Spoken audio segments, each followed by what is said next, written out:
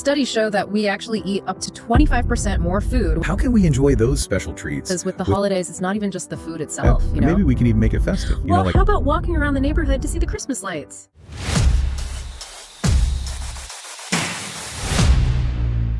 Okay, so Christmas, right. It's basically a month of nonstop, delicious, tempting food everywhere you turn. It's true. Cookies, festive drinks, desserts. Yep. It's enough to make anyone worry about their health goals. Uh-huh. But what if I told you there's a way to enjoy all those festive treats without the guilt? Oh, I like where this is going. That's what we're diving into today, folks. Practical tips to help us navigate the holidays with, like balance and mindfulness. It's so interesting because with the holidays, it's not even just the food itself, you know? It's all the emotions tied to it, the traditions. That's so true. Like grandma's famous fruitcake. Okay. Probably not the healthiest choice, but it's packed with nostalgia. Exactly. Yeah. So how can we enjoy those special treats without feeling like we're on a sugar rampage or like totally missing out? Well, one thing you can do is as simple as changing your dinner plates.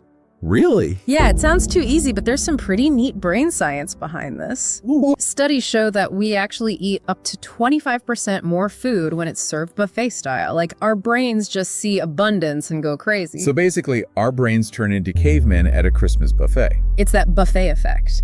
But here's the trick. Using smaller plates can make your brain think you're full with less food. Wow. It's all about visuals. A smaller plate looks fuller than a large plate, even with the same amount of food. So you're kind of tricking yourself. You're outsmarting your instincts, yeah. You're not actually denying yourself anything, you're just being aware of portion sizes. That makes sense. And if you're still hungry after you finish, go back for more. It's about making a choice, not just piling food on your plate. Makes sense. Okay, so swap out those platters for dessert plates. Got it. What else can we do? Well, there's this thing called mindful eating. Have you ever thought about how often you actually taste your Christmas cookies? Or do you just eat them while talking and not even notice the flavor? Oh yeah, I am definitely guilty of that. Mhm. There are always so many different treats to try. That's exactly it. And mindful eating isn't about saying no to treats. It's about having a better experience with them. I like the sound of that. It's like turning your snack break into a mini meditation. Okay, wait. Do I need to like break out a yoga mat before I grab a cookie? I mean, you could, but try this instead. Next time you have a Christmas treat, just stop and really look at it. The colors, the textures, even how the light hits the frosting. Then take a small bite, close your eyes, and really let that flavor sit on your tongue. Wow, I never thought about it that way. It's like slowing down to enjoy a really good piece of art. Yeah, it's true. And did you know that eating slowly helps your brain catch up with your stomach? It takes like 20 minutes for your brain to realize you're full. Wow, I did not know that. So when you slow down and savor each bite, your body actually has time to tell you when it's had enough. That makes a lot of sense. It's about being aware of your choices and enjoying those delicious moments instead of just, mindlessly eating your way through December. So mindful eating is like hitting the pause button on autopilot mode during the holidays. Exactly. And that brings us to our next point. Staying hydrated. Yes. Water. Especially with all that sugary stuff. It's easy to forget to drink water when there are so many festive drinks, but trust me, water is key. Right, and let's be real, those peppermint mochas, delicious as they are, do not count toward our daily water intake. Nope. Water is how your body processes those extra calories and sugar. Keeps you feeling good, stopped you from feeling all sluggish and bloated. So how much water should we aim for during the holidays? Like, are there any tips to actually stay hydrated when everything is so busy? Aim for at least 8 glasses a day. And pro tip, carry a water bottle everywhere you go. Just keep it full and sip throughout the day. Okay, I could do that. And maybe we can even make it festive. Like those water bottles with the infusers. Yeah. Put some orange slices and cranberries in there. That's a great idea. It's all about making healthy choices fun. And speaking of fun, let's move on to another key ingredient for a guilt-free holiday season. Staying active. Ooh, okay. I know. It's so tempting to just hibernate on the couch and watch Christmas movies. Oh, believe me, I'm right there with you. But think of the holidays like a marathon. All those parties and shopping trips and family stuff. We got to stay energized. Yeah, that's a good point. So we need physical activity. And I'm not talking about crazy workouts or strict gym routines. It's about adding fun activities into our celebrations. Like what? Well, how about walking around the neighborhood to see the Christmas lights? Building a snowman? even having a dance party to your favorite holiday music. Oh my gosh, yes. A dance party. It all counts. You probably even burn a few extra calories gift wrapping. That's true. It's a secret workout. All those little bursts of activity make a big difference in keeping your energy up. Okay, I'm sold. So we've got portion control, mindful eating, hydration, and moving our bodies. What else? Well, how about stress management? Because the holidays, even though they're fun, can also be stressful.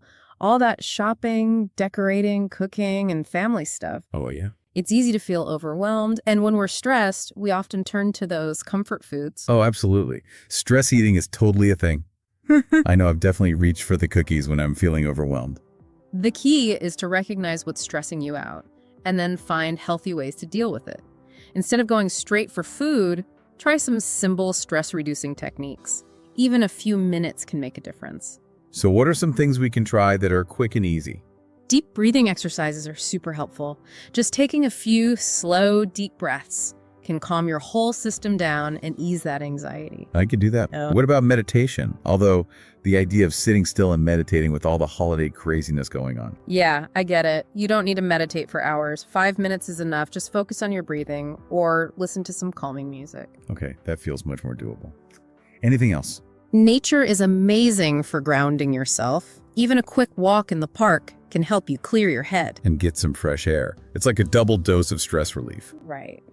And finally, the most important tip for a guilt-free holiday: self-compassion. Ooh, self-compassion. Yeah, I think we could all use a little more of that, especially during the holidays. It's easy to beat ourselves up if we, overindulge or skip a workout or just feel like we aren't as merry and bright as we should be. Oh, I am so guilty of that. We often hold ourselves to this impossible standard during the holidays, like everything needs to be perfect.